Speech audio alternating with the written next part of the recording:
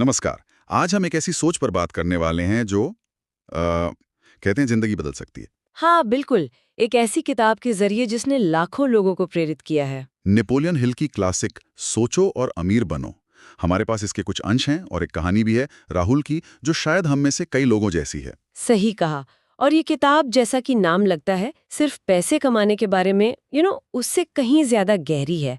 ये असल में आपकी पूरी मानसिकता बदलने का एक तरीका है। हाँ, कैसे एक सोच, एक इच्छा आपके भाग्य को बदल सकती है। बिल्कुल। कैसे एक तीव्र इच्छा जगाकर आप सिर्फ आर्थिक नहीं बल्कि हर तरह की सफलता पा सकते हैं। तो आज की इस बातचीत का मकसद यही है, हिल के जो सिद्धांत हैं उनको समझना। हाँ। राहुल के उदाहरण से देखेंगे कि कैसे एक मामूली सी इच्छा वो ज्वलंत इच्छा बन जाती है। और कैसे विश्वास इसमें जुड़ता है, फिर एक योजना। हाँ, और कैसे ये सब मिलकर आपको मंजिल तक ले जाते हैं। तो चलिए शुरू करते हैं ये दिमागी सफर। वो एक मतलब काफी मेहनती था, सपने भी देखता था आर्थिक आजादी के। हम्म। लेकिन जैसे होता है ना, कई बार मेहनत के बाद भी वो नतीजा नहीं मिल रहा था। हाँ, एक तरह की दीवार से टकरा रहा था शायद, निराशा। हाँ, निराशा हावी हो रही थी। और मुझे लगता है कई लोग इस स्थिति से जुड़ पाएंगे। फिर उसकी लाइफ में एक किताब आती है, सोचो और अमीर बनो। और यहां से मतलब बदलाव शुरू होता है। पहला सिद्धांत जो उसे हिट करता है, इच्छा। पर ये कोई आम इच्छा नहीं थी, है ना?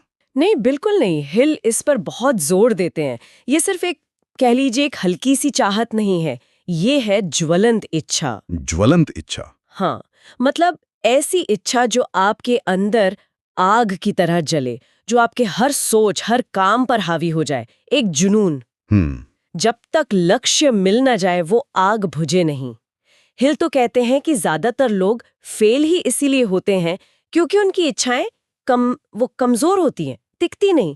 ये ज्वलंत इच्छा सुनने में तो पावरफुल लगती है, पर इसे पैदा करना शायद मुश्किल भी हो। क्या सिर्फ जोर से चाह लेना काफी है? नहीं, यहीं पर दूसरा पॉइंट आता है, अटूट विश्वास, अनवेवरिंग फेथ। अच्छा। इच्छा को विश्वास का सहारा चाहिए। ये मानना कि हाँ, मैं ये कर सकता हूँ या कर सकती हूँ, चाहे हालात कितने भी खराब क्यों ना हो। ये विश्वास, ये अंधविश्वास तो नहीं है? नहीं नहीं, ये अंधविश्वास नहीं है। ये अपनी काबिलियत पर और इन सिद्धांतों की ताकत पर एक गहरा यकीन है जो धीरे धीरे बनता है। हाँ, ये सवाल आता है कि ये विश्वास लाएं कहाँ से, कैसे पैदा करें? हिल के हिसाब से इसे डेवलप किया जाता है और यहीं उनका तीसरा सिद्धांत, आत्मसुझाव, ऑटो सजेशन, काम आता है। आत्म सुझाव मतलब खुद को सुझाव देना? हाँ बिल्कुल। अपने अवचेतन मन को, सबकॉन्शियस माइंड को लगातार पॉजिटिव मैसेज देना, अपने लक्ष्य के बारे में बताना। राहुल ने इसे बहुत सीरियसली लिया। कैसे, क्या किया उसने? उसने रोज, दिन में कई बार अपने मन में वो तस्वीर बनाई कि वो आर्थिक रूप से स्वतंत्र है। वो खुद से कहता था, कभी जोर से कभी मन में, कि मैं सफल हो रहा हूँ, मैं ये हासिल कर सकता हूँ। तो ये एक तरह की मेंटल ट्रेनिंग हुई, जैसे जिम में मसल्स बनाते हैं? क्या बढ़िया कहा। बिल्कुल वैसी ही। आप जानबूझकर अपने अवचेतन मन, सबकॉन्शियस माइंड को वैसे विचार दे रहे हैं जो आपकी इच्छा और विश्वास को मजबूत करें। शुरुआत में अजीब लगता होगा शायद। हाँ, राहुल को भी लगा, लेकिन वो करता गया और धीरे धीरे उसने महसूस किया कि अंदर कुछ बदल रहा है। उसकी सोच, उसका नजरिया, शक और डर की जगह वो कॉन्फिडेंस और उम्मीद आने लगी। ये छोटे छोटे रोज के कदम एक तरह की मेंटल मोमेंटम बना रहे थे। एग्जैक्टली। एक अजेय मानसिक गति। किताब में तो हिल ने 13 सिद्धांत बताएं, इच्छा, विश्वास, आत्मसुझाव तो हो गए। फिर विशिष्ट ज्ञान, कल्पना, योजना, निर्णय, दृढ़ता, मास्टरमाइंड, अवचेतन मन, मस्तिष्क, छठी इंद्री, भय पर काबू पाना। बाप रे, पूरी लिस्ट है। हाँ, ये सब मिलकर एक सिस्टम बनाते हैं और सबका कनेक्शन मन से है। मतलब सब कुछ शुरू दिमाग में होता है। हाँ, हिल का मेन पॉइंट यही है। बाहरी दुनिया में जो भी आप अचीव करते हैं, उसकी नींव आपके मन में रखी जाती है। अगर मन में क्लैरिटी नहीं है, विश्वास नहीं है, तो बाहर के एक्शन भी मतलब बेकार हो सकते हैं। सही बात है। ये सिद्धांत एक दूसरे से जुड़े हुए हैं। बिल्कुल। तो राहुल की इच्छा अब मजबूत हो गई, विश्वास भी जमने लगा, आत्मसुझाव से मन भी तैयार। लेकिन क्या सिर्फ सोचने और महसूस करने से बैंक बैलेंस बदल जाएगा? एक्शन का क्या? हिल एक्शन पर भी तो जोर देते हैं। हाँ, बिल्कुल देते हैं। इच्छा और विश्वास तो फाउंडेशन है, लेकिन बिल्डिंग बनाने के लिए तो काम करना पड़ेगा, एक्शन लेना पड़ेगा। तो अगला सिद्धांत क्या है? अगला महत्वपूर्ण सिद्धांत है एक निश्चित योजना बनाना और उस पर निर्णायक कार्यवाही करना। निश्चित योजना और निर्णायक कार्यवाही। हाँ, मतलब आपकी जो वो ज्वलंत इच्छा है उसे एक साफ प्रैक्टिकल प्लान में उतारना होगा। ये प्लान हवा में नहीं होना चाहिए, उसमें स्टेप्स होने चाहिए कि आप अपने गोल तक पहुंचेंगे कैसे। निश्चित योजना मतलब सिर्फ एक टू डू लिस्ट? नहीं, उससे ज्यादा। निश्चित योजना मतलब क्लैरिटी। आप क्या पाना चाहते हैं, स्पेसिफिक। कैसे पता चलेगा कि पा लिया, मेजरेबल। क्या वो सच में पाया जा सकता है, अचीवेबल। वो आपके लिए जरूरी क्यों है, रेलेवेंट। और कब तक पाना है, टाइम बाउंड। स्मार्ट गोल्स वाला फंडा। अच्छा, स्मार्ट गोल्स। हाँ, तो राहुल ने सिर्फ ये नहीं सोचा कि अमीर बनना है। उसने एक अमाउंट तय किया, एक टाइमलाइन सेट की, फिर सोचा कि इसके लिए मुझे क्या करना होगा, कौन सी सर्विस दूं, क्या स्किल सीखूं, क्या रिसोर्स चाहिए, ये सब। प्लान बन गया। फिर आता है निर्णायक कार्रवाई। ये अक्सर मुश्किल होता है, लोग अटक जाते हैं यहाँ। सही कहा। यहीं पर वो टालमटोल, प्रोक्रेस्टिनेशन, शक, ये सब आ जाते हैं। हिल इसीलिए निर्णायक शब्द पर जोर देते हैं, डिसाइसिव। मतलब एक बार प्लान बन गया, विश्वास है, तो एक्शन लो तुरंत। परफेक्ट टाइम का इंतजार मत करो। राहुल ने भी छोटे स्टेप्स से शुरू किया, पर लगातार किया। पहला कदम, फिर दूसरा। जरूरी नहीं हर कदम सही हो, पर चलते रहना जरूरी है। लेकिन अकेले चलना, खासकर जब रास्ता मुश्किल हो, तो थका देता है। इसका भी कोई हल है हिल के पास? हाँ, और ये उनका एक बहुत पावरफुल सिद्धांत है, मास्टरमाइंड गठबंधन। मास्टरमाइंड, ये क्या चीज है? इसका मतलब है अपने जैसे सोच और लक्ष्य वाले लोगों का एक ग्रुप बनाना, जो एक दूसरे को सपोर्ट करें, मोटिवेट करें और हाँ, अकाउंटेबल भी ठहराएं। अच्छा। हिल का मानना था कि जब दो या ज्यादा दिमाग एक कॉमन लक्ष्य के लिए हार्मनी में काम करते हैं, तो एक तीसरी अनदेखी शक्ति पैदा होती है। वही है मास्टरमाइंड। ये सिर्फ नेटवर्किंग या दोस्तों से मिलना जुलना नहीं है ना, कुछ और गहरा है इसमें।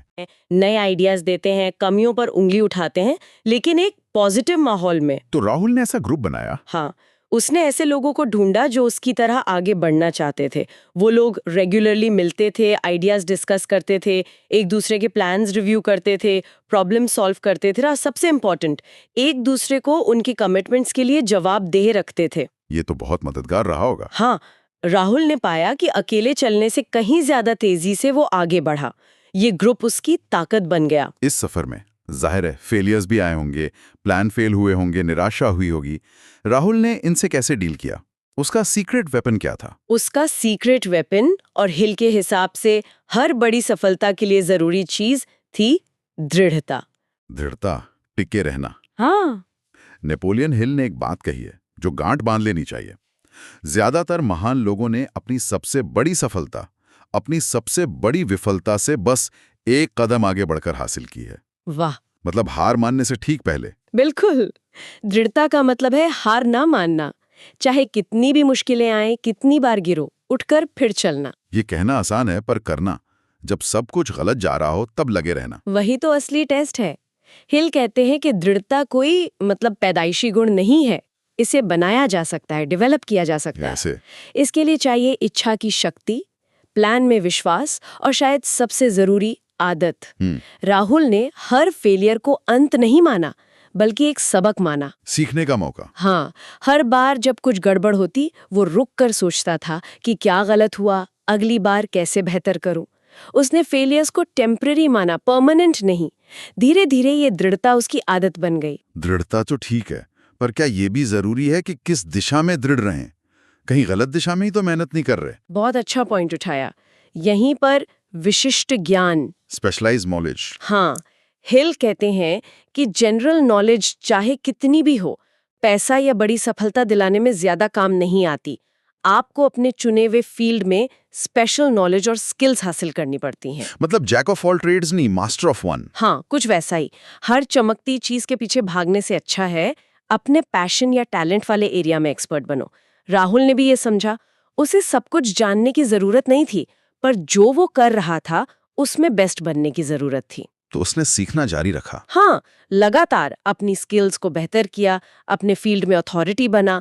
इससे उसका कॉन्फिडेंस भी बढ़ा और मौके भी आने लगे। तो ये सारे सिद्धांत इच्छा, विश्वास, आत्मसुझाव, योजना, एक्शन, मास्टरमाइंड, दृढ़ता, विशिष्ट ज्ञान, ये सब मिलकर काम कर रहे थे। हाँ, राहुल के एक्सपीरियंस में इसके बाद क्या बदला, क्या चीजें आसान हुई? हाँ, कह सकते हैं कि एक लेवल पर चीजें स्मूथ होने लगीं।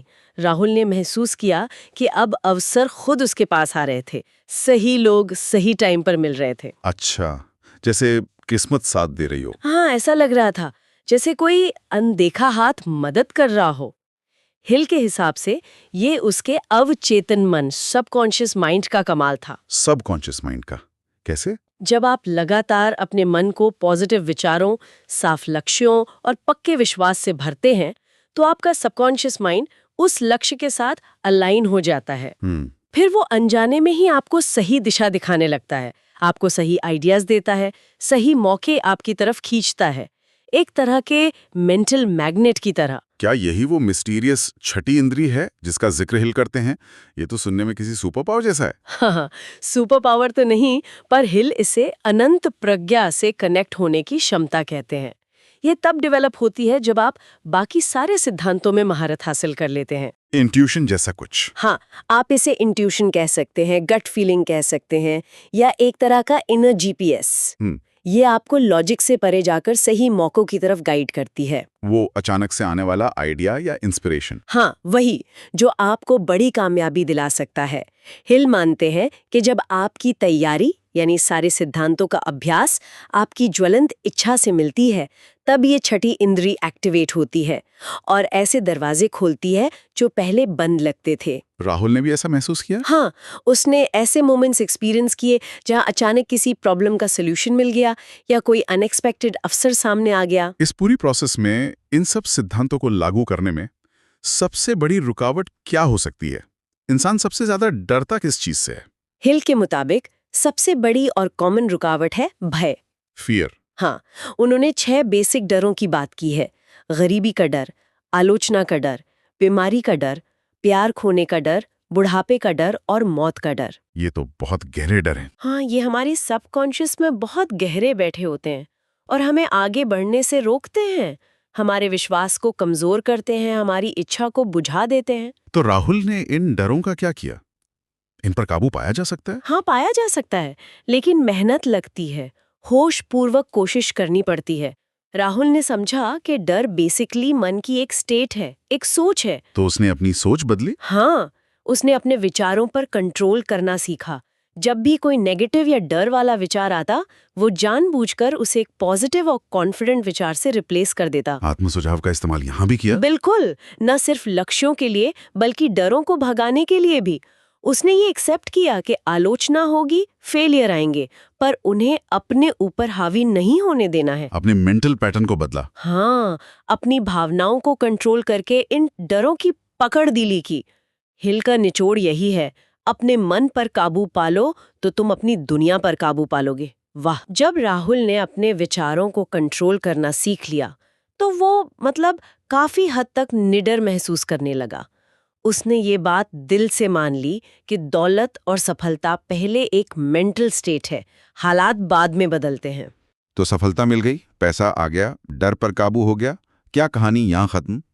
क्या पर्सनल अचीवमेंट ही सब कुछ है?